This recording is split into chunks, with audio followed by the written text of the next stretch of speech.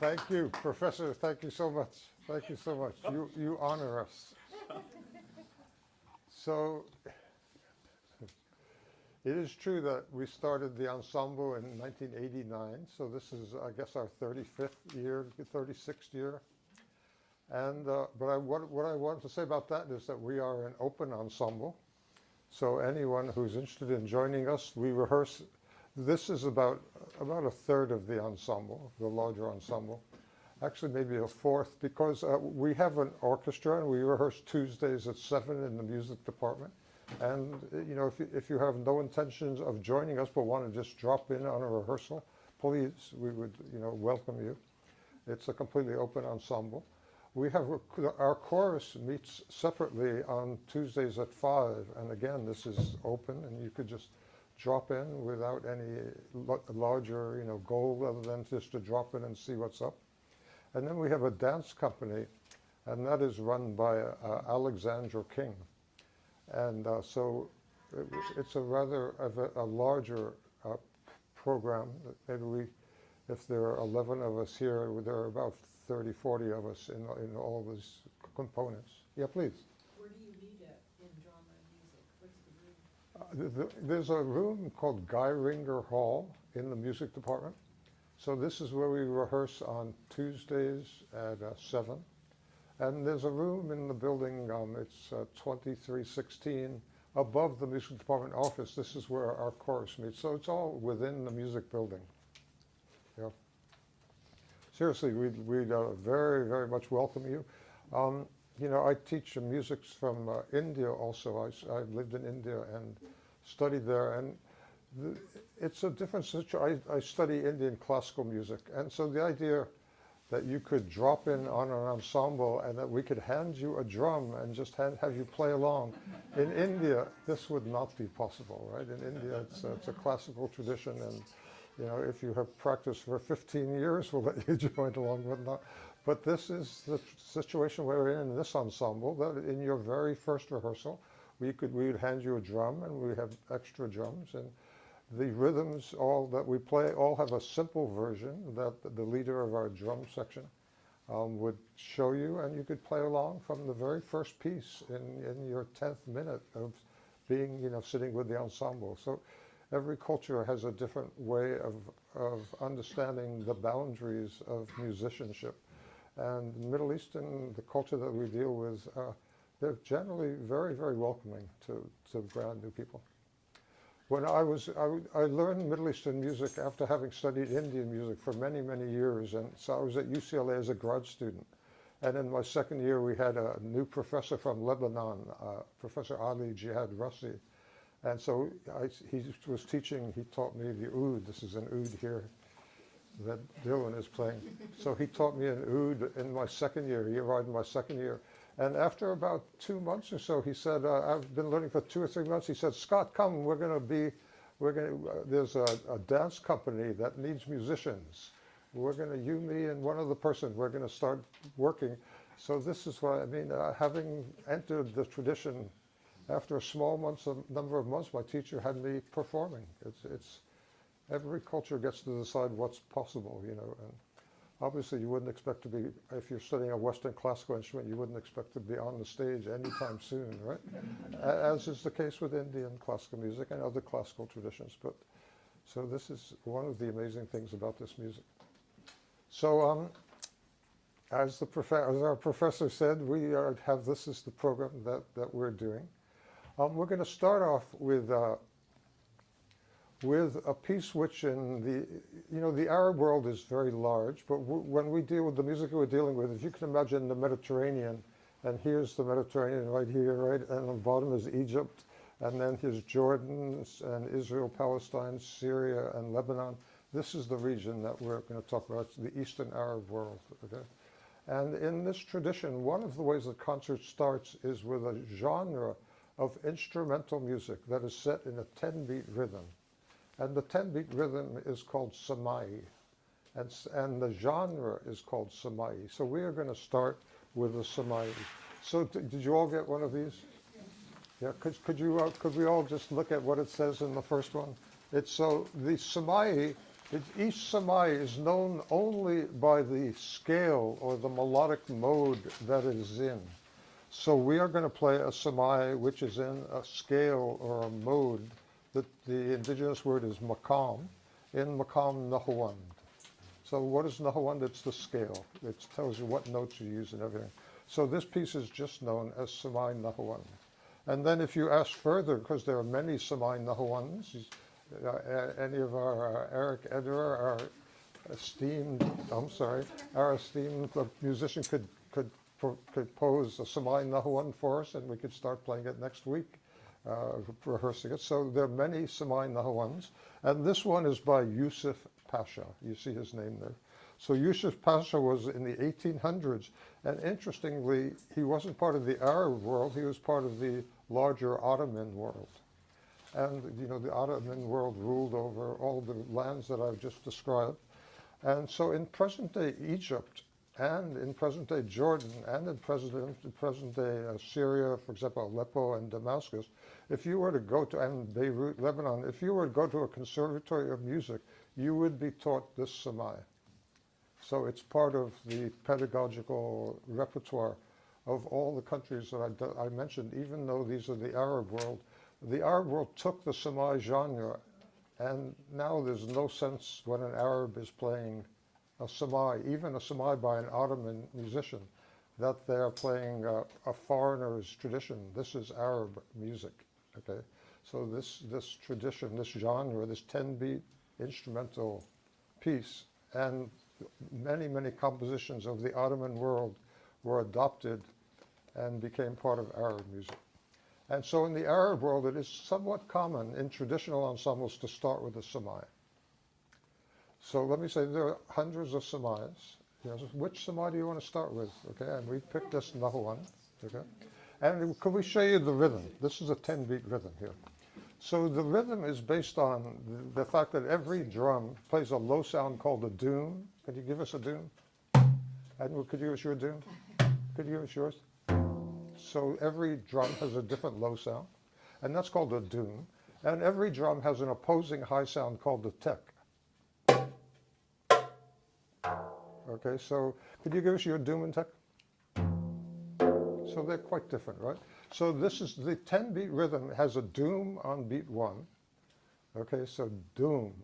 And then there are 2 rests, doom. And then there's a tek, tek. Then there's a rest, and then doom, doom, tek. That's the whole rhythm. Okay, watch this, ready? Doom, tek, doom, doom, tek. Please, that's the rhythm. 1, 2, 3, 4, 5, 6, 7, 8, 9, 10. 1, 2, 3, 4, 5, 6, 7, 8. So we actually, when we teach classes, we say, can you please clap on the doom? So we say doom. Ready? Here we go. Doom. And when there's a tek, you reverse your hand and just go like this. Okay, so it's a doom, and then a tek, and a doom, doom, tek. Doom, doom, tek. That's the whole thing. Here we go. Ready? A doom, and a tek, and a doom, doom, tek. 9, 10. 1, 2, 3, 4, 5, 6, 7, 8, 9, 10. Doom, and a tek, tek, doom, doom, tek. 9, 10. So this is 1, and this comes 4, and 6, 7, 8, 9, 10. The whole piece is in this, except for the penultimate portion, which changes to a 6. So this is traditional of samais, that the penultimate portion changes to a 6. You'll hear this, okay? So what are we doing? We're starting with a traditional beginning from the point of view of art music, not from the point of view of modern-day pop music, because the modern-day pop music does not include samais. But if you're trying to play the old traditional music, this is part of it, and samais are often, not all the time, but often the first piece that is performed in this Arab world, okay? So here's the first. I will introduce the next piece after this, okay? And one of the things that we have in this music is we have solo improvisations on the various instruments, and this is called takasim. And the takasim, the question a musician would ask if you, so I said, Eric, could you please play a takasim? He says, well, what scale do you want me to play? So I say, well, we're starting with Maqam Nahawand. So he says, okay, then that requires that I do my solo in Maqam Nahawand. So he's setting up the scale that we're about to use for the instrumental composition. So everything before the drummers come in, as Eric is about to do right now, is his own solo improvisation, his own creation. There's nothing composed, but he's supposed to play the scale Nahawand in a way that people recognize it. It's sort of like if you're sort of like a character in a play, and you know the person's character, and you know the type of ways that they would talk, the type of ways they would walk, the type of things they're concerned about. And if you did something radically different, you'd say, no, wait, we want you to be this character. So Eric is required in his improvisations to play the character of Maqam Nahawand, such that every musician who heard him come in and listen and go, yeah, that's Nahawand. But how insightfully you have created your own composition using the standards of Maqam Nahawand. Can we please applaud Eric before he starts? Eric Editor.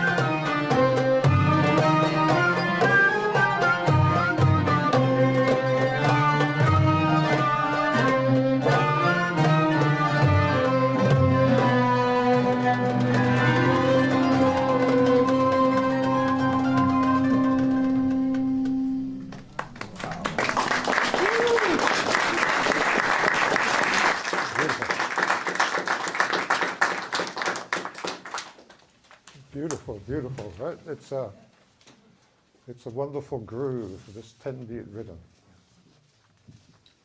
So next we are going to go through these three religious songs, and they each have their own story, which makes them quite amazing. We're going to start with a song from Tunisia. So, I must say, I didn't myself much have a sense of Tunisia on the map, but if you go down the eastern coast of Tunisia and you get more than halfway down, you get to the city of Sfax, S-F-A-X, Sfax. And in the city of Sfax, hundreds of years ago, there was an individual who, in the Sufi realm within Islam, became a saint. So he was a Sufi saint. And he ended up being buried there. His tomb is there. And I don't know if you know this aspect of Sufism. Sufism being the mystical branch of Islam, right? So Sufis often believe that past saints still have power. And so people go to their tombs and pray for anything like, give me a child, give me health, may I pass the exam coming up at the university in 2 days. Literally, seriously, all of these. And so this saint, his name is Sidi Mansour. So actually his name is Mansour, and Sidi is the idea of honorable sir, so the song is called Sidi Mansour, and as people process to his tomb, traditionally they would sing this very song. And at tombs throughout the Middle East, when people have this idea of going to a person's tomb, there's one day in the year that is the primary day to go. And that is the day that's understood to be the saints, either their birthday or their death day. Okay, and that day, that event is called a mulid or a maulid. And mulid, the word means birth, giving birth. So so when the mulid happens for Sidi Mansour, there could be hundreds, there could be thousands, there could be many, many thousands of people who will process either together, because as it gets closer, they end up converging, or they could have their own, it could just be a family going down. This could be at any time of the year, but the Mulid day, it's a huge procession. And so the tradition in Tunisia was, and in Sfax, was that there was a song written for this occasion. And so the people, this people who were, by definition, they're Sufi because they're going to a tomb to worship and to celebrate the saint. So these people would sing this song among other songs. Well, it was pretty much a local tradition. Although I must say my family had a chance to go to Tunisia, and knowing the song, we sort of looked at what was happening where it was. And all these bands, there was a wooden cart, and someone was pushing a wooden cart in each setup, and there were like 100, maybe a couple of hundred cassettes on the cart. He was a cassette seller. And we looked, there were all these groups and for folk musicians playing with folk instruments and all. And I look and, oh, this one has Sidi Mansour. Oh, this one has Sidi Mansour. So the song existed in the culture quite widely, so that if you were a folk music group, it would be one of the things that you would perform. Well, as it says in our notes here, where are our notes? Here it is here. In 2000, in the year 2000, this Tunisian singer named Sabir Rubai, he created a modern pop song out of this very song and included a music video with it, as is the requirement these days in the pop world. This became a huge, huge hit. It became a hit throughout the Arab world. But here's the thing. Chet, we have this, Chet and I, we're working on this class in the university now called World Music, and we're teaching our students that, music is culture specific. Well, this meaning that its meanings are inherent in the specific culture that it's from. And if it's from somewhere else, people might not understand the meanings of it.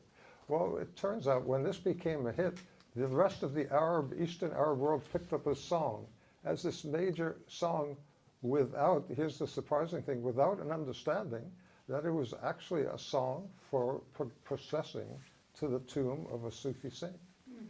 And the music video has Sabir Rubai. He's processing, but he's processing with skimpily clad women, and you know, they stop every once in a while and they focus on these women's hips and their bare stomachs, and you know, it's like, it's clearly not helping an outsider understand what's happening, but they are processing. They are processing. So what happened? I was working on this song and I presented it to one of my classes at the university. And I had these two Lebanese students, and as I explained that this is a Sufi song, this woman, one of the two is a man and a woman, they were actually a couple at the time, and she says, "What do you mean? You're saying it's a Sufi song? No way, no way. This is a wedding song. We play this at all of our weddings." No.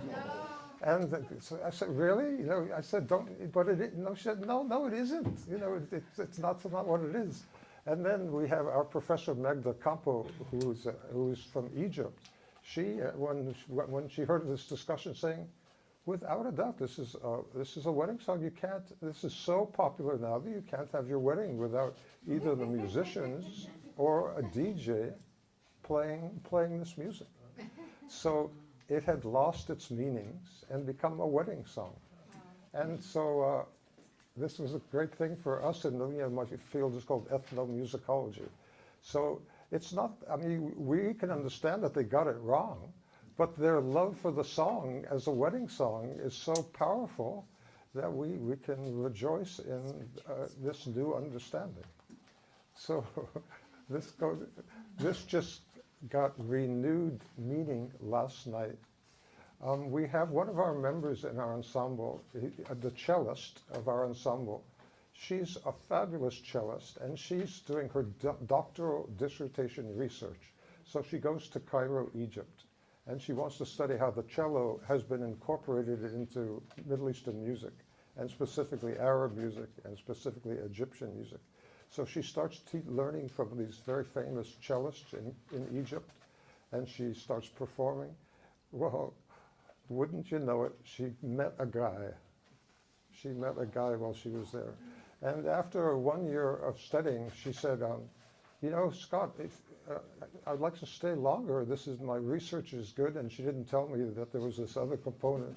So I said, "Well, why don't you apply for another grant?" So she applied for another grant and stayed a second year. And at the end of the second year, she said, "You know, I really want to stay a bit longer." She applied for a fellowship to study advanced Arabic. So she got this grant. So now she's in Cairo in her third year there. So I find that I call her up and I say, because obviously these days you can call wherever they are, right? It's just a regular phone call. I call her up and say, "So tell me what's up here." She says, "So I met this guy, and we're getting married on January 24th. So you realize, of course, it's January 25th now. So I had, my son is also studying in Cairo. He just newly arrived. And then his mom, my wife, decided that she wanted to visit her son. So they know Kira very well, so they just went to her wedding last night. And needless to say, they just sent me endless videos, and we FaceTimed. And we FaceTimed the period where the DJ was doing open dancing. You see where this is going? They are still dancing to Sidi Mansour in Egyptian weddings.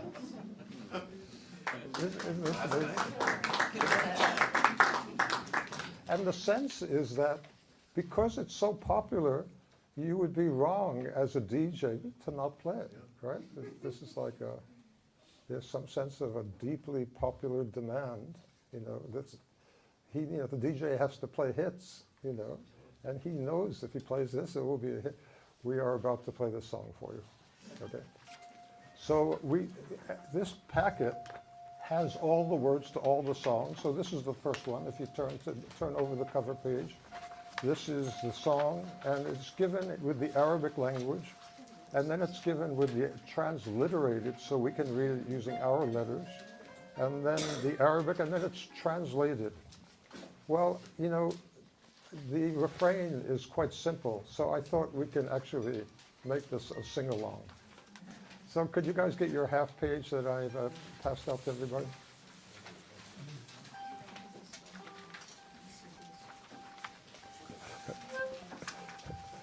Okay, so you guys are caught here. You're stuck. We will. This is being recorded for all time, so we want you guys to give us some volume in your participation here. So the refrain that we're about to sing, the words are the name of God, Allah, Allah, please. Allah, Allah. Allah. And Ya Baba. Ya Baba. So Baba means many things, but one of the things it could mean is a respected older person. This is one of the things it can mean. It can also mean a baby. So it's interesting. The same word can go both ways. So who is the Baba here? The Baba is Sidi Mansour. Okay? So it goes, Allah, Allah, Ya Baba, wa salam alaik, Ya Baba. So you may have heard the word salam alaik, peace upon you. It means greetings, Baba. So who is the Baba? It's Sidi Mansour. Okay? And then it just goes on, Sidi Mansour, Ya Baba. And then Winjik, it means I am coming, I am coming, or I will come. Winzor, and I will visit, O Baba. So it's spoken in the first person, but we understand it to mean we will come. Okay? So can we just do these? This is the refrain. Okay? Allah, Allah, Ya Baba, please. Allah, Allah, Ya Baba. Wa salam alaik, Ya Baba. Wa salam alayk, Ya Baba. Sidi Mansour, Ya Baba. Sidi Mansour, Ya Baba. Winjik inzor, Ya Baba. Winjik inzur, Ya Baba. Okay, here we go. What's the pitch level? Okay, here we go. Ready? Allah, Allah, Ya Baba. Wa salam alaik, Ya Baba. Allah, Allah, Ya Baba. Wa salam alaik. Wa salam alaik, Ya Baba. Allah, Allah, Ya Baba. Wa salam alaik, Ya Baba. Sidi Mansour, Ya Baba. Winjik inzur, Ya Baba. Sidi Mansour, Ya Baba. Winjik inzur, Ya Baba. Sidi Mansour, Ya Baba. Winjik inzur, Ya Baba. Okay, so this is the refrain. We'll sing this about 3 or 4 times, and then at the end we're going to sing it 3 times. Okay, so you're going to have like 7 times chance to sing this again. So I will sing it solo, and you can respond to me as a chorus. Okay. So let's just do it once, because it is just the first line is repeated, the second line is not. Here's what the chorus sounds like. You ready? Allah, Allah, Ya Baba, wa salam alayk, Ya Baba. Allah, Allah, Ya Baba, wa salam alayk, Ya Baba. Sidi Mansour, Ya Baba, Winjik inzur, Ya Baba. This is what it is again. And then, having learned this, you can go to Cairo and get a job at a wedding, being the chorus for the band. Okay, here we go.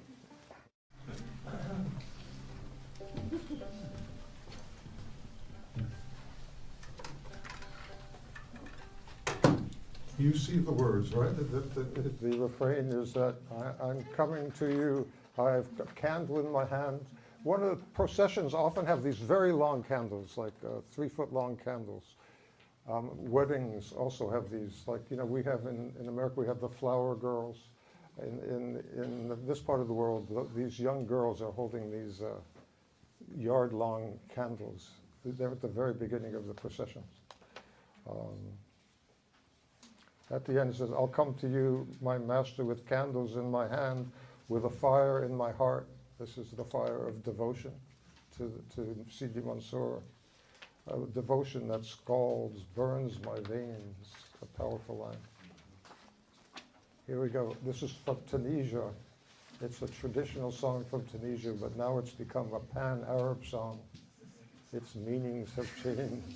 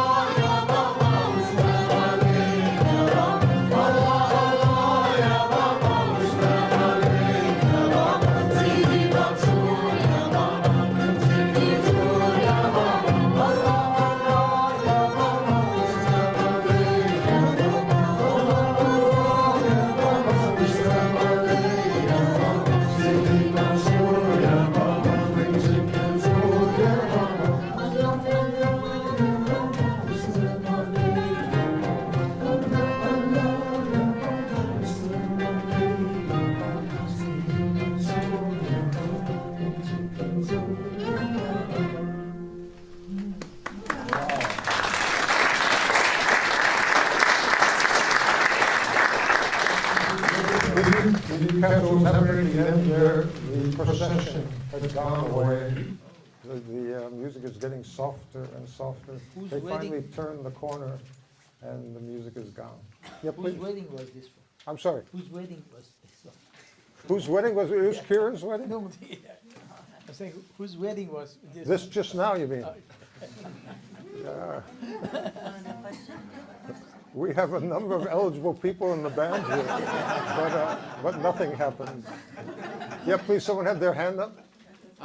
Yeah, please. Traditionally, when would this song be sung? During the migration, while they were going to the tomb or at the tomb? Well, it could be both, but it was a procession idea. Right. Yeah, you know, it says, "We are coming. Oh, We are coming okay. to visit you." And another one, at these weddings, would the people participate, or would they leave the music to the musicians, or would they participate in it also? You know, they might sing the refrain. The refrain. Yeah, they would not sing the verses. I think right. you would have to have sort of studied it more, I think. But they're basically dancing. You know, this is they get up to dance. You know, the energy doesn't allow you to stay seated. Yeah. Yeah, please. I can see the sort of the wedding significance of lines like "I'm longing for him," "I never loved anyone but you." But what about "Oh Father, oh Father, oh Father"? Isn't that sort of a cue that it might not be about a wedding?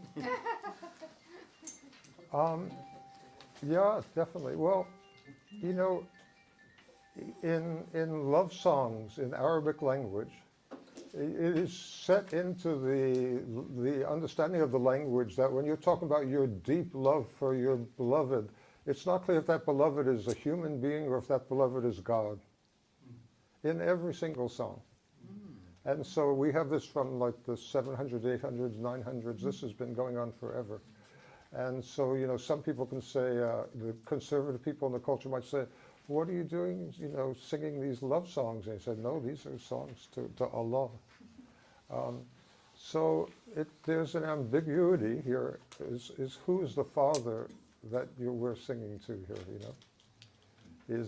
Is it Sidi Mansour, or is it you're talking to your father, you know, and about your beloved, or if you have, you know, I have my interpretation that many people understand to be, if you have another interpretation, it doesn't disallow that interpretation. They coexist.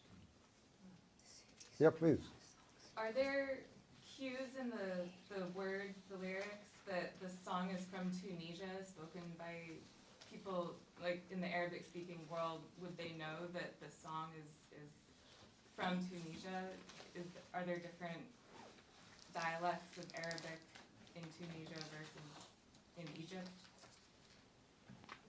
I'm not sure. Are there signs that that this song originated in Tunisia? In Tunisia, you know, based on the Arabic words. you know, the dialects of spoken Arabic, as opposed to the formal Arabic, are unique region to region. But in these words, I think there's nothing that says it's, for example, not Egyptian. Okay. It's pretty close to that part of. There are aspects of Tunisian dialect which would mark it, but I don't think there's anything in that. Moroccan dialect is 100% different. Okay. Jordanian dialect is really significantly different. Syrian dialect is close to Jordanian but different. The Gulf region is quite different. So very, very commonly, songs are marked by what region this is. Could be Egyptian or it could be Tunisian, I think. There's no marking separating those two. Okay, onward. So now we want to do this song. This is a Jewish song. And in the Jewish tradition, there's a tradition of, as we'll see later, there's in the Armenian world also, there's a tradition of singing songs when you're at the dinner table. And these are called table songs. And of course you could leave the table and go to the living room and continue to sing there. But table songs are just an important part of tradition. And you probably won't be surprised that one of the main occasions for these gatherings and for these table songs is the weekly Sabbath. And so, according to, if you're deeply into the tradition, you're supposed to have an evening dinner on Thursday night, and then Friday you're supposed to have a noon meal, and then right before Sabbath leaves, you have a meal late afternoon to bid farewell to the Sabbath. Friday, Saturday. You're thinking of the Muslim. Thank you very much. By the way. So, right. Excuse me, this gentleman is keeping me honest here. So it's Friday night, Saturday afternoon, noon, and Saturday late afternoon. And so traditionally there were set songs for each of these. And these words, which, as it says in our program here, was created by the 10th century poet. Okay, so these words are understood to be part of the Saturday noon ritual, the noon dinner. And you're supposed to sing the song as part of your Sabbath celebrations. Okay, so what do we have from the past? We have the poem. We don't have a sense of the melody that this very famous poet used. So it is left to every single community, Jewish community around the world, to decide what melody to use. And interestingly enough, we presented this. This is a melody that is used in Yemen, in the country Yemen. And we presented this at a college, I think it was in Sacramento State. And these three people came up and said, you know, we're Persian Jews, and we sing the same poem, but we use the melody of a famous pop song that came out about 20 years ago. It was Gole Sangam. So they actually use a pop song, and they just match the words to this pop song. And in Morocco, they have a different melody.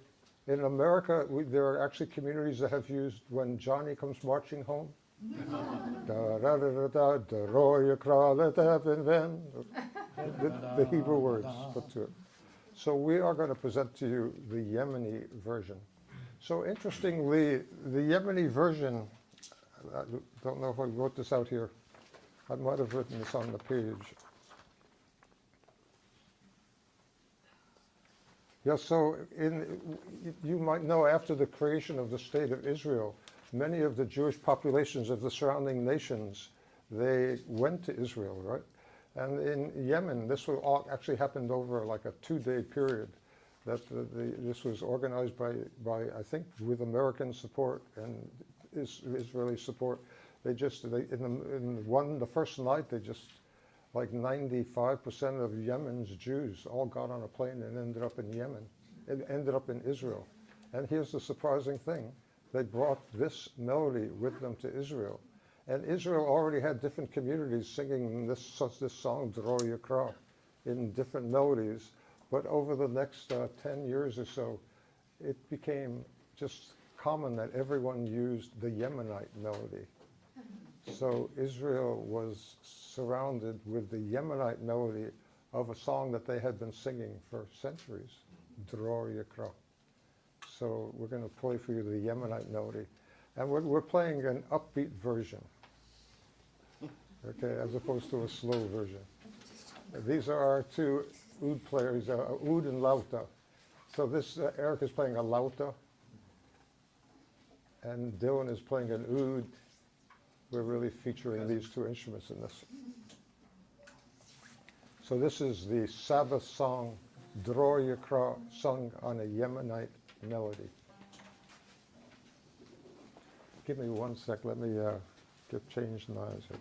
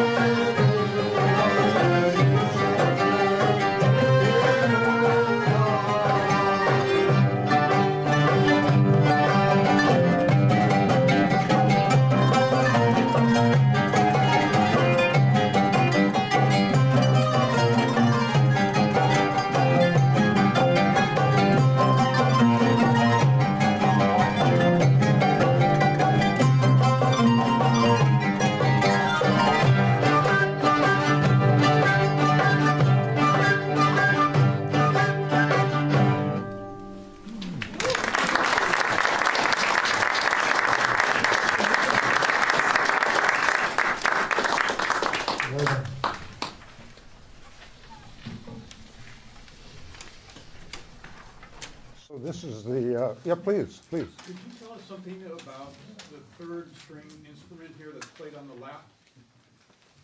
Yeah, please. Jim,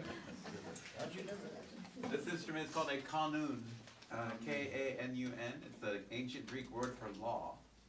So I think when they put 75 strings on a zither, they probably felt that this contained the laws of music and everything else. It is classified as a zither, you know, strings over a box. It has panels of skin here that's holding the bridge up. And so when I pluck a string, it vibrates the string, vibrates the bridge, it vibrates the skin, goes inside the box, comes out the hole. It's like the first inbuilt reverb system on an instrument. There's a bunch of switches over here that came later. In time, you know, throughout history, they finally just developed metallurgy to make molds of these tiny levers. Before these were here, a player would have to use their fingernail to change the pitch. So now I can change the pitches up to 1/8 of a scale degree, you know, using these things called mandals or arab. There's 3 strings per note. I pluck all 3 strings at the same time, and I play with these picks on my index fingers. How many years have you been playing? And how did you learn? About 25 now. Started around 2000. Yeah. And you found an instructor in the U.S. that could teach you that? I was in Egypt when I started, so I started there, and then learned from a few masters here in California. Thank you. Do you have to have perfect pitch to tune that thing? No. No, we have tuners, and also, you know, the idea is to be able to have, if you have one pitch, like you say you tune that to something, a tuner or a pitch pipe, you can go to the fifth and tune in fifths, so you can get all your notes based on one note. That's traditionally how you would tune it. Thank you. Jim. So this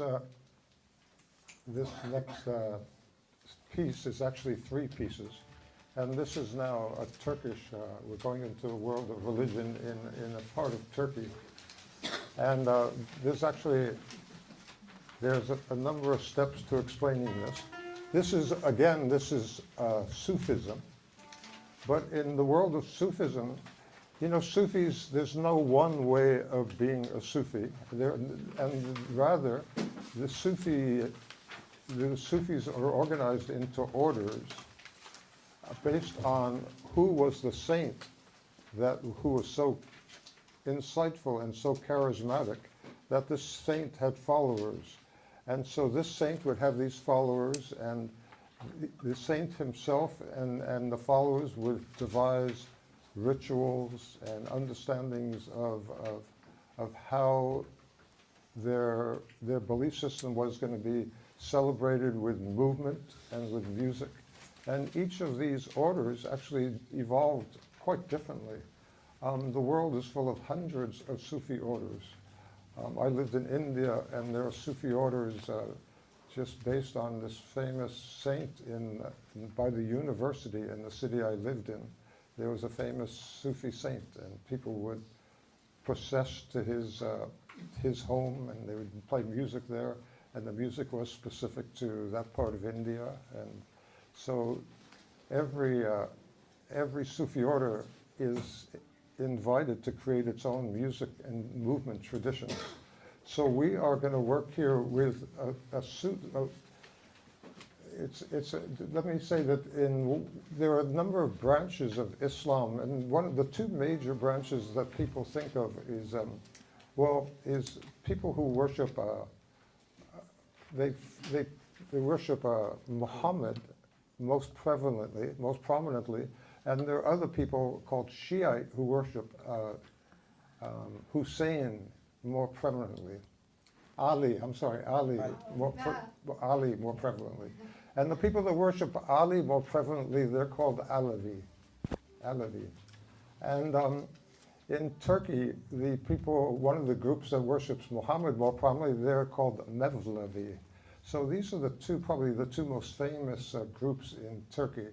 They're the Mevlevi who are Sunni, and they're Alavi, people who worship Ali most prominently. And then with the Evlevich Alevi tradition, there are many different branches. And one of the prominent branches is the branch created by this historic saint Bektash. And the Bektash are, their order is called Bektashi. So if you look at our program here, how have we said this? If you look at the songs of our program, it says we're going to do 3 songs of the Turkish Alevi tradition. They're called ilahis, and these songs are from the Bektashi order, a Sufi order which is part of the Alevi order. Okay, so the larger group is Alevi, followers of Ali, and within this group they're the Bektashis. So Bektashis are understood to be part of the Alevi world. And the Bektash himself, Haji Bektash, he lived in the 13th century. So we're going to do these songs in this tradition. In this tradition, the main instrument is this instrument here, which we call a saz, S-A-Z. It's also called the balama or the balama saz. So in this tradition, this is a holy instrument. This is it's the center of their performance and religious gatherings, the music of their religious gatherings. And so we have an ethnomusicologist who's done all this work with this community, and they'll have this instrument on the wall in basically every family of believers in this community. They'll have one of these on the wall. Why? When people come over and they want to do a religious ritual called a gem, they will bring down the instrument. They bring down the instrument, and she describes they will kiss the instrument and then hand it to the person who's going to be playing it. He'll play it for a while. At some point, when he's ready to hand it off to another one of the people to be the musician, he'll kiss it, hand it over to this person who will kiss it and play. The strings are understood to have this symbolism, and the body's understood all this religious symbolism. And one of the main genres in this music is called ilahi. And so we're going to do 3 ilahis. And the progression of the one ilahi to another is that it gets a little faster, and then it gets a little faster, and then it gets a little faster, and it gets a little faster. It ends up being ecstatically fast, that everyone you just get into a motion of ecstasy. And one of the aspects of the words of the songs is the repetition of names of God. So this is something from the Quran that you're supposed to, as a Muslim, you're supposed to continually repeat the names of God. This is called dhikr. And it's one of the commandments within Islam that you're supposed to remember and continually recite the names of God. So at the end, the reciting that we're going to do is just Allahu, which is recited in many, many, many parts of the Muslim world. I don't know if you follow any Pakistani music, Allahu is just very, very present. And if you follow music of northern India, Allahu is very, very present. If you live in Cairo, there are all these places where there's Sufi ritual, and they will, for example, they'll start off and just like standing in one place, people go, Allah, Allah, Allah, Allah. And then as it goes faster, they'll go, La ilaha illallah, La ilaha illallah. And they'll go faster, and they'll, Allah, Allah, Allah. So you'll see this type of thing happening in the 3 songs we're about to present. So the very beginning is the way that all sort of serious things begin in Islam with the statement, Bismillah Rahman Rahim. Can we go back to our half-page paper? Can you find that again? Thank you.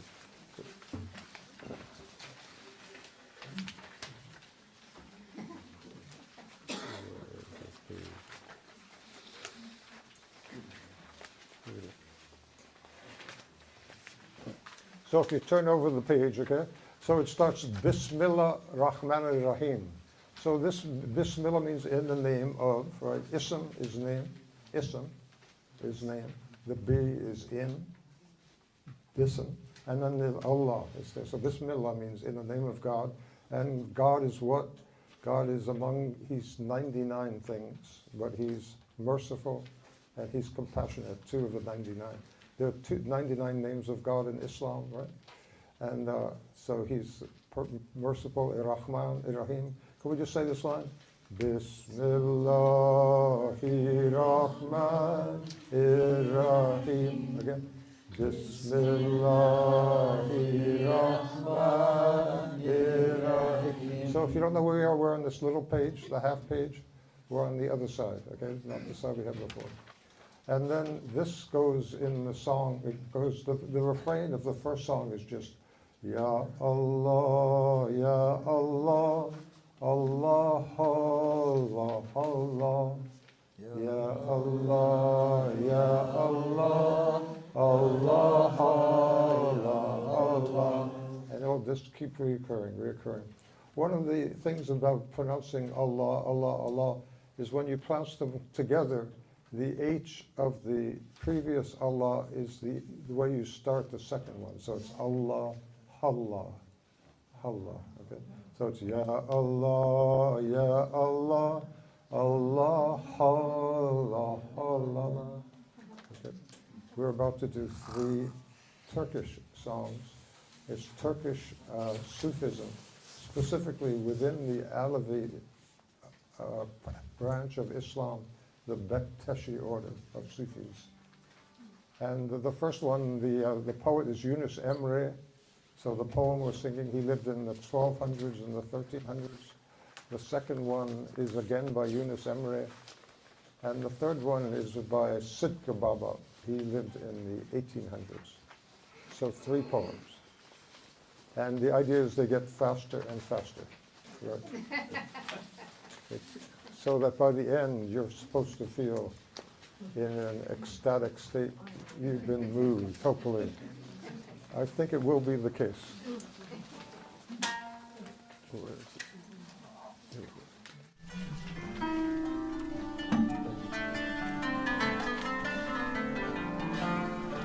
So we have 3 sazes here. They're called either saz or bağlama saz.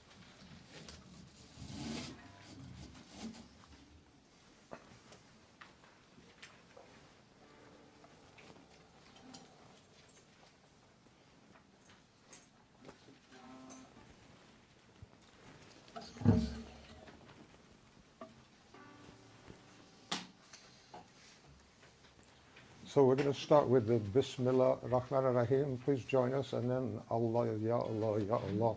The Ya Allah is a refrain, so please join us each time it occurs. Okay, so we're starting with salsas, right? Okay.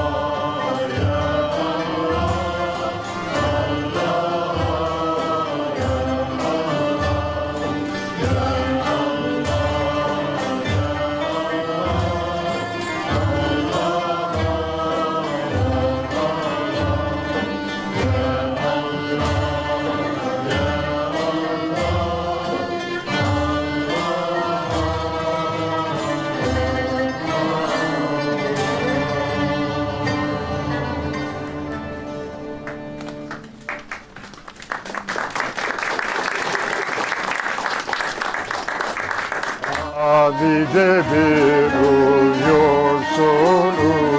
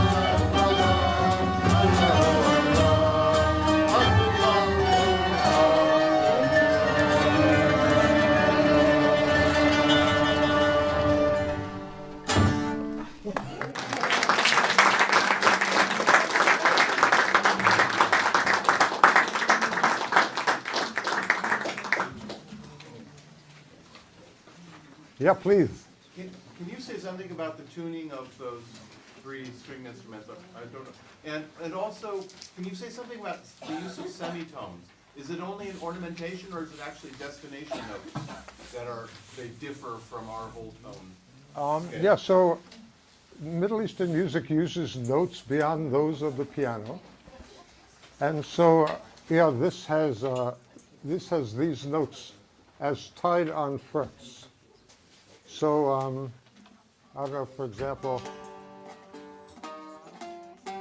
these would be on the piano, and this would be on the piano. But this one, this is not on the piano. So I'm talking about these 3 frets here. The first one is our E flat, the third one is our E natural, but this is in between the 2. So this is recognized throughout all Middle Eastern musics, but they're conceptualized and named differently. Yeah, so this is being in Turkey, this is actually conceptualized on a system that was created by the ancient Pythagoras and his followers. And so the deviation is called a comma.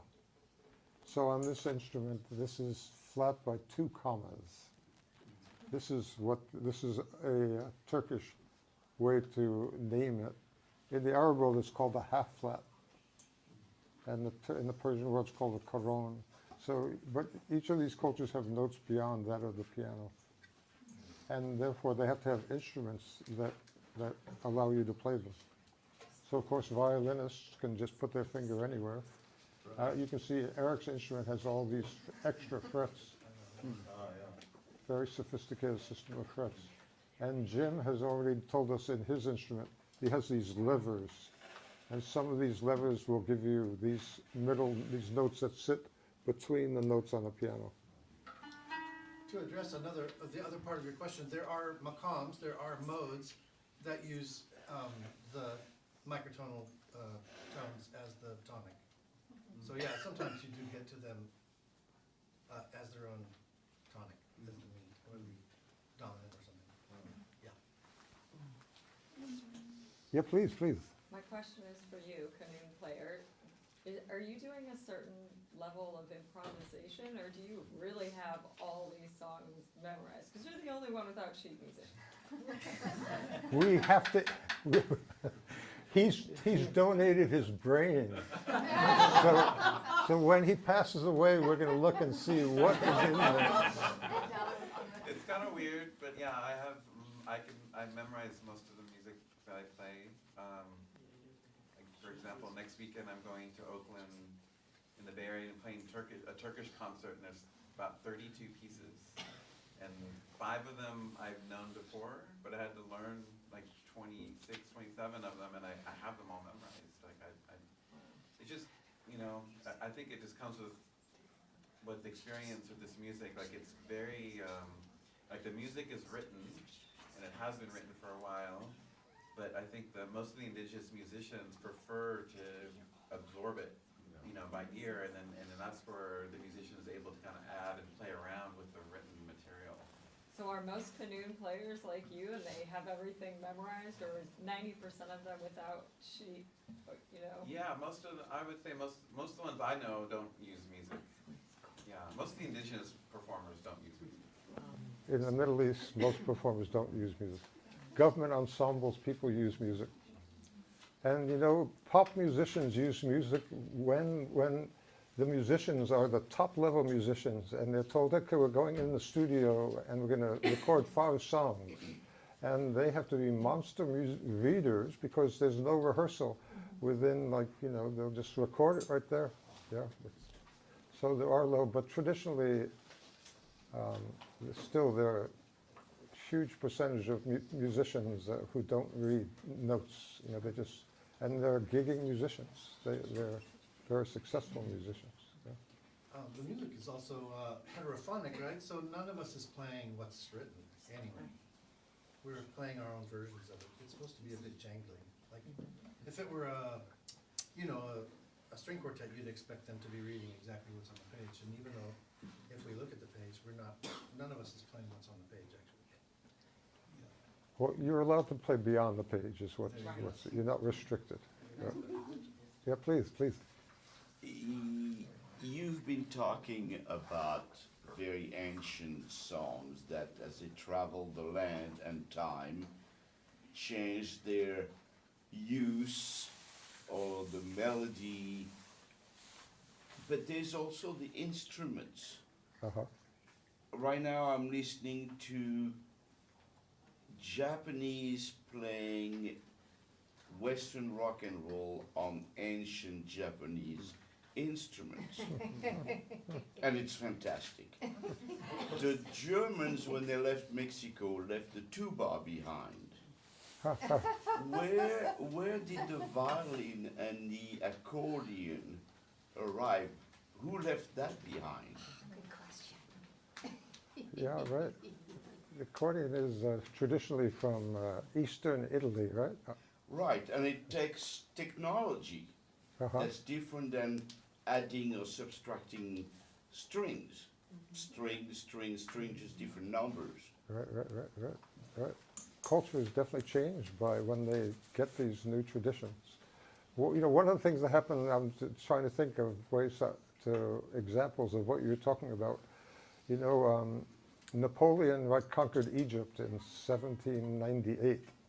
And, when he came, they came in hugely dozens and dozens of boats, right? And he had to come, according to his culture, with marching bands so that they can walk into Cairo as conquerors. So they introduced that world to all these brass instruments and the tuning system of these brass instruments. It was a very interesting moment, And then the Arab world had their own indigenous bowed string instrument, but in the late 1870s, 1880s, they realized that they wanted the violin, and the violin was already there for the playing of Western art music, because the rulers wanted to be patrons of Western music. So the violin was there, so they heard it, but they heard it playing Western music. And little by little, the traditional people, one after another, family after family, became violin players. Yeah. So this is continual, And then it took maybe another 5 decades for the cello to be accepted. The cello was only accepted in like the 1920s, some 50 years later. And right about that time, the double bass was added. And then as Egypt progressed, the 20th century progressed, they said, we have a violinist, but we need 3 violinists. And then they said, we need 8 violinists. Now, by the 1950s, 1960s, there were 16 violinists in Arab music ensembles. What is that? That's a westernization, right? Question. Yeah, please. Yeah, I was wondering about that last piece. Is that something that the Sufis teaches when they're dancing in ecstasy? Is that something that they would use, or what kind of pieces? Yeah, you have the right idea, but meaning that the Sufis who do this whirling, they have the music that speeds up like that, but they have their own repertoire. They have their own composers and their own pieces. And when they have a composer, that Sufi ritual has all this music in it. And it all has to be in the same scale, maqam. And so one person composes for all of that. And then someone else composes for all of that. So they have their own music. And this is not of that tradition. But it's a shared idea that as music gets more intense and this repetition goes on, that it becomes more ecstatic, that perhaps you can actually have a fleeting moment of feeling like that you're in communion with God, because as it speeds up the intensity of it, the ecstasy that gets created.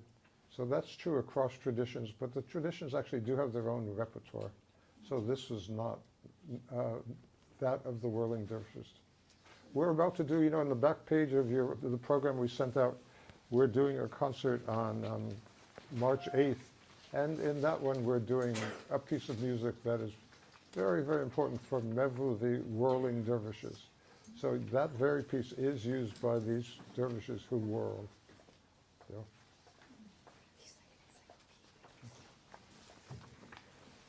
Okay, you continue. Let's, it's gotten late, I wonder.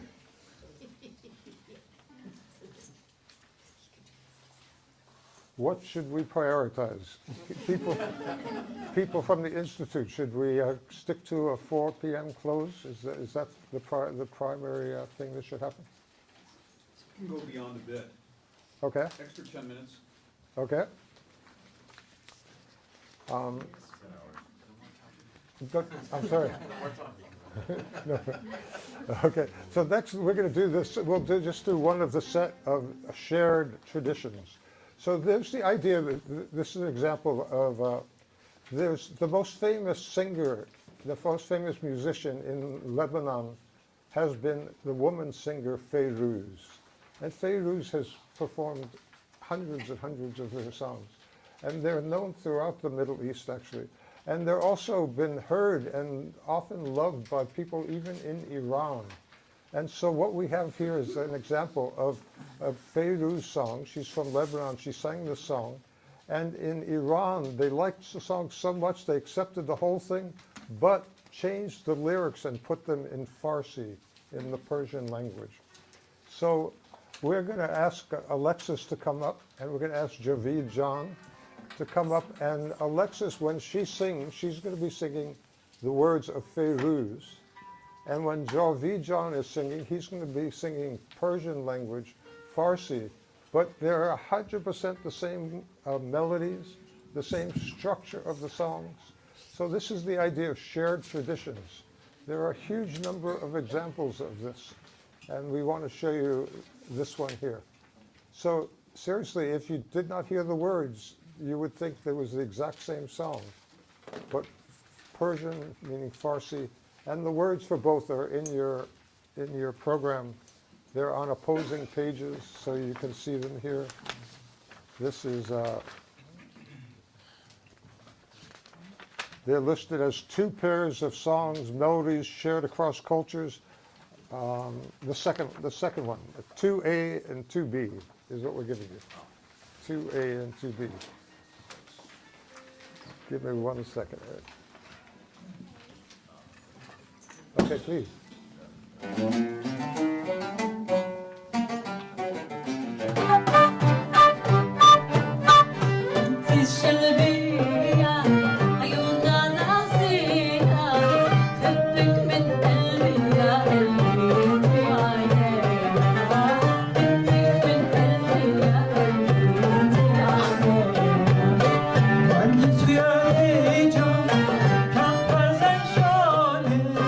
Çon der çino şükür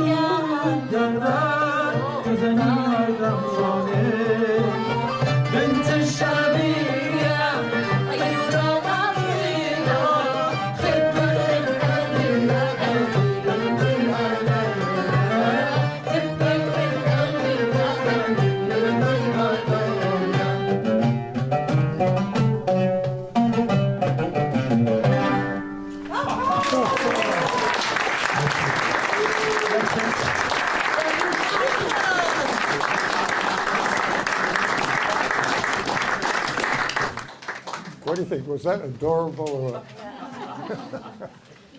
So we want to do one of the other shared songs, and this is a song from Azerbaijan, and this is Jovijan.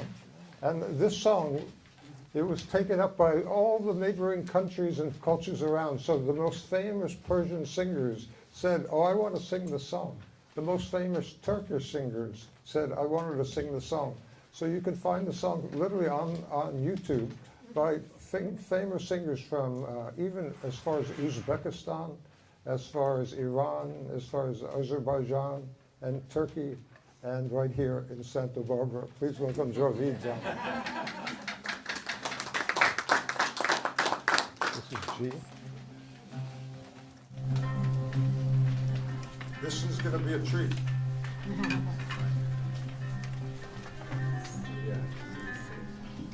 Two different singers sing I'm trying to follow, and one of them is very soft and smooth, and the other one is very strong, and I'm trying to have a combo.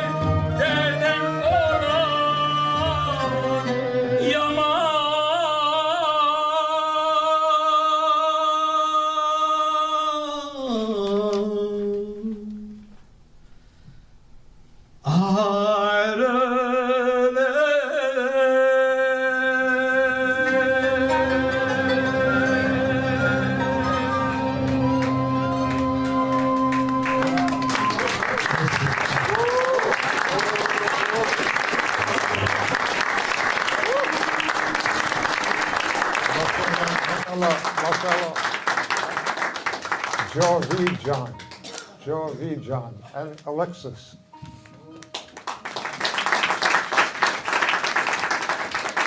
So we're going to do a closing number, one of the two songs that is a celebration of community, a celebration of being together with family and friends. This is from Armenian culture.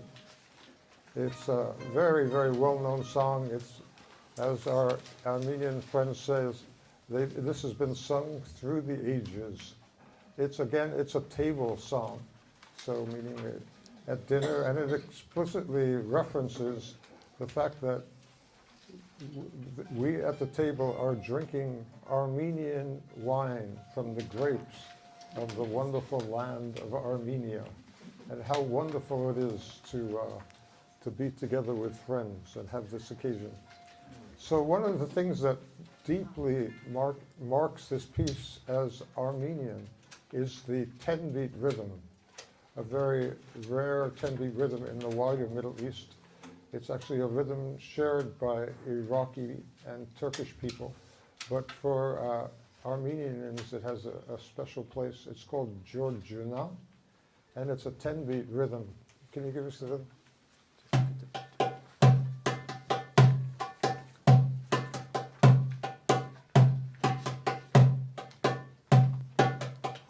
So it's a 10-beat rhythm. 1, 2, 3, 1, 2, 1, 2, 1, 2, 3, 1, 2, 3, 1. A 3 in the beginning, 2 2s in the middle, and a 3 at the end.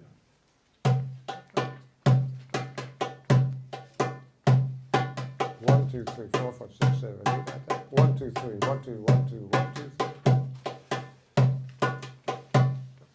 So it's one of the very important rhythms of that region. So this is a finale here. Please check out the words there. Can we answer a question or two before we present this? When are you going to open the wine?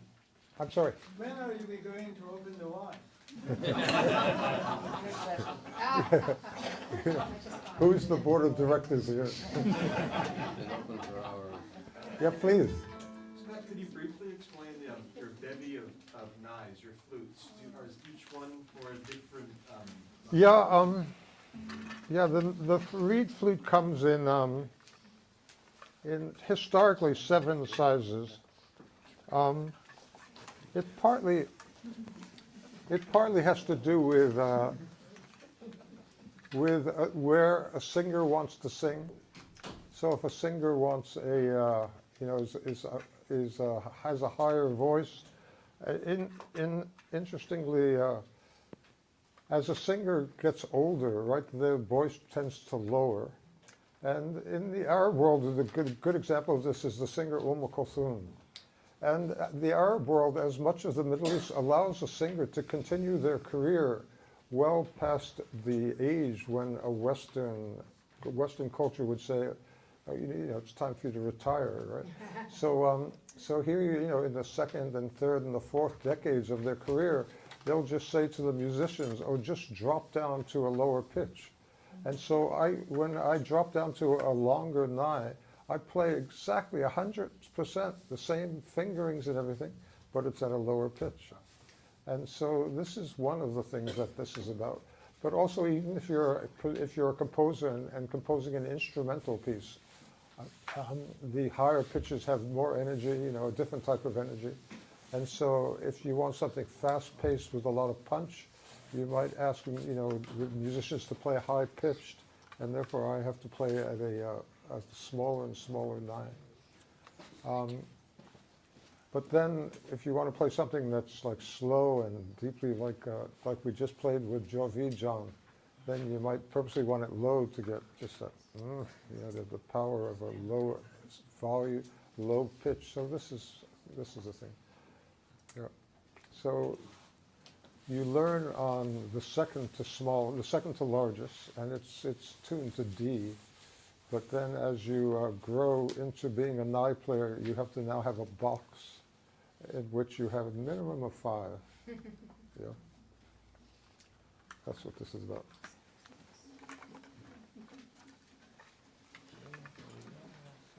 And here's a surprising thing about this. So every nai plays every maqam, but only in a specific place.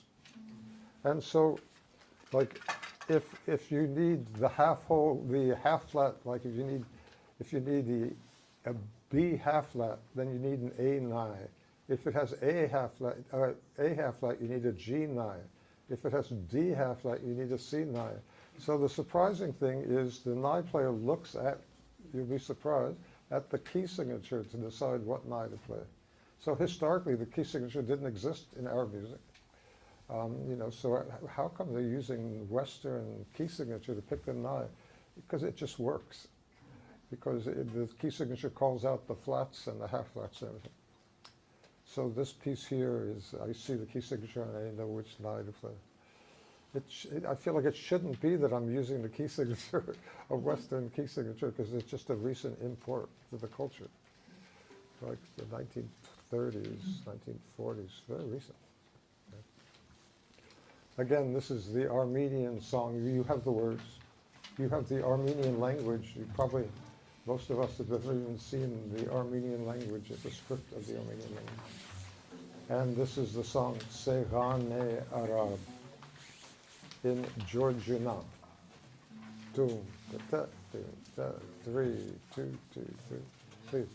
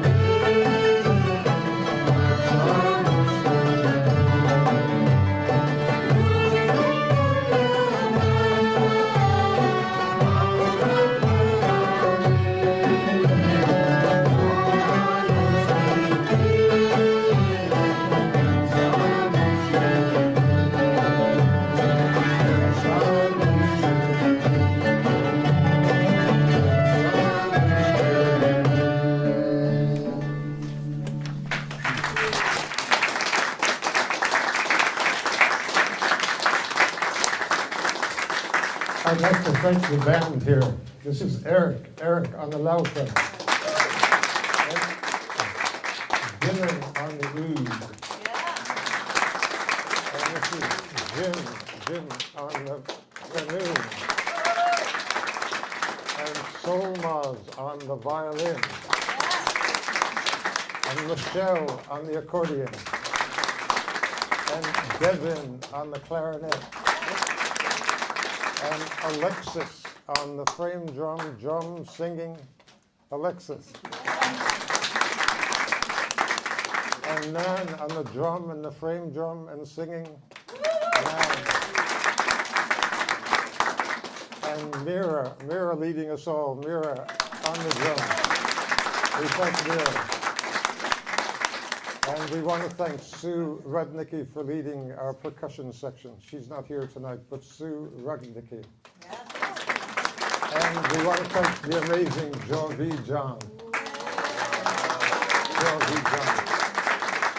And we want to say again that we are an open ensemble, and we'd love to have you join us Tuesdays at 7 for the group, Tuesdays at 5 for the chorus. And if you're a dancer, we can put you in touch with Alexandra King, the leader of our dance troupe. Thank you so much. Thank the Institute. And then, yes,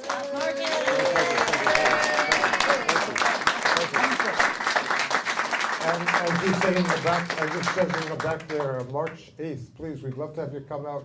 Nothing we're playing today will be on that concert. These are separate concerts. Thank you so much. We thank the Institute. This is really a great honor. Wow. What an afternoon. You know, I want to tell you first about my experience with music, my personal experience. When I first came to the United States, I landed in San Francisco. And the first month I stayed there, I was so depressed.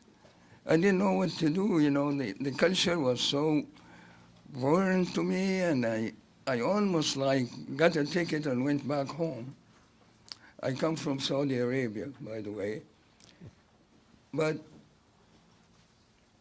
one time I was invited with by a friend of mine to have dinner. He was from Lebanon. And all of a sudden he turned the radio on. And there was this song that says, if you're going to San Francisco, be sure to wear flowers in your hair. And that captured me. And I said, well, this country is not so bad after all. And here I come, 55 years later. You know, I discovered you in 1990s when you were performing at the Lehman Musical Hall. And I said, my God, the music is so good. I grew up with this music. It's so wonderful. And then I said, the music is flowing. It's flowing like a river. And you know what the river is. The river doesn't know anything but to go to the sea.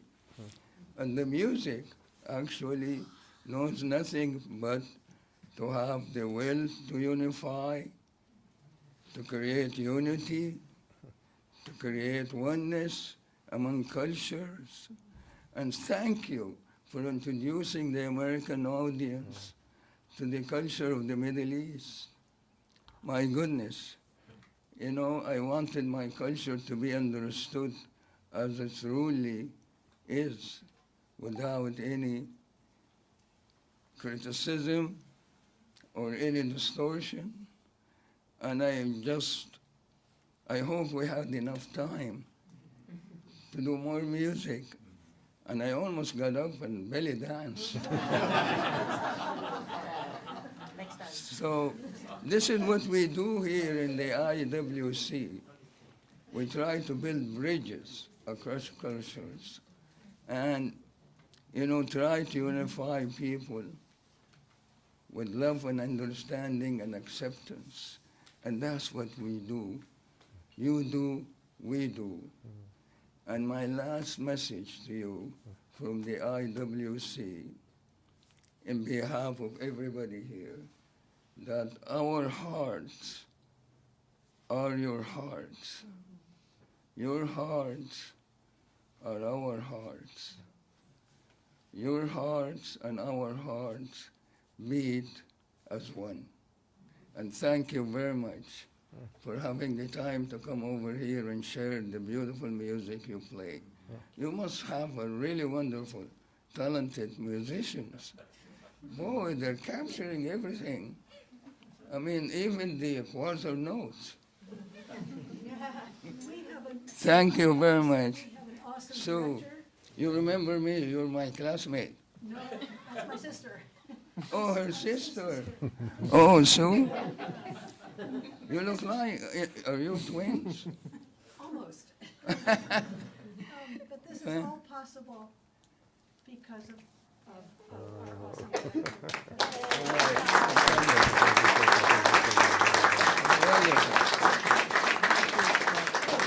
Thank you.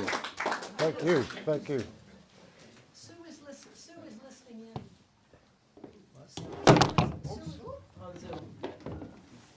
I want to thank the Institute over and over and over again. It's a great, great pleasure. Thank you so much. Thank you.